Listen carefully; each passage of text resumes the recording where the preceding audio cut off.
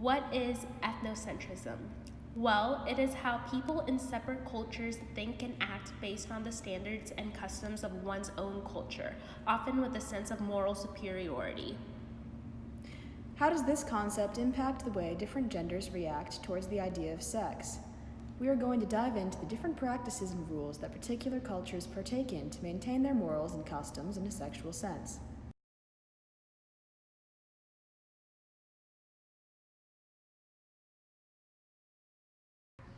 Let's start with the United States. Many studies, especially in the late 1990s, have shown that the American culture is particularly restrictive in its attitudes about sex when it comes to women and sexuality. It is widely believed that men are more sexual than women, and the belief that men have more sexual urges than women creates a double standard. In an international survey, 29% of Americans stated that premarital sex is always wrong, while the average among the 24 countries surveyed was 17%.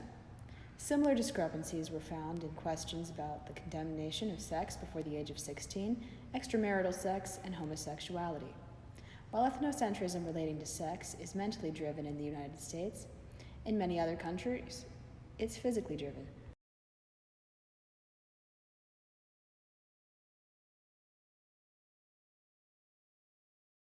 For example, in Orissa, India, most of the population believes that widows must not eat chicken. It is considered to be a great sin for widows to eat chicken because they believe that eating chicken makes them sexually aroused. The arousal would mean that the widow will have sexual relations with someone else, and thus breaking the eternal bond with her husband. When told that Americans do not believe this, they looked down upon Americans and explained this moral deficiency by noting that America is a young country, which has not yet reached the level of moral maturity found in India.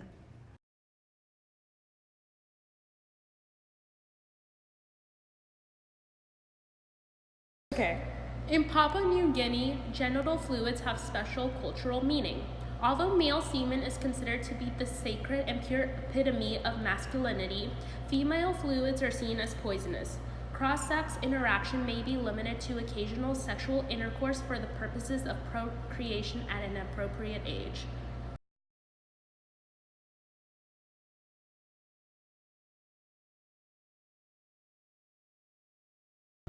The Igbo society in the town of Nobi, located in southeastern Nigeria, allows women to play the roles that are normally occupied by men. Men are known as male daughters, and women are known as female husbands. Debuno, which is a genderless expression meaning family head, enables either a woman or a man to become the master in a relationship in relation to a family or household.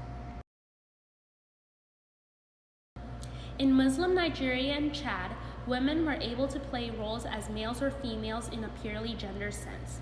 Among the Nupe, 2 titles are taken by women who have shared power with the king. And among the Baloa, the Kotoko of the Chari Delta and the Bagirmians also allow 2 women to share power with the king.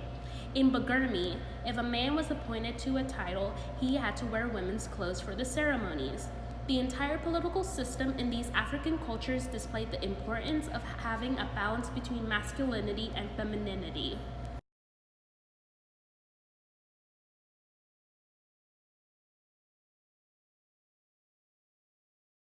In Aboriginal Australia, various indigenous groups practice penile subincision. This practice is often cited as evidence of male envy of female reproductive capacity and the efforts of men to acquire some of that power through the principle of similarity. All of these practices seek criticism from outsiders because we do not have the same cultural context as those who practice them. Often, we evaluate other cultures without thinking first, especially in relation to sexual content.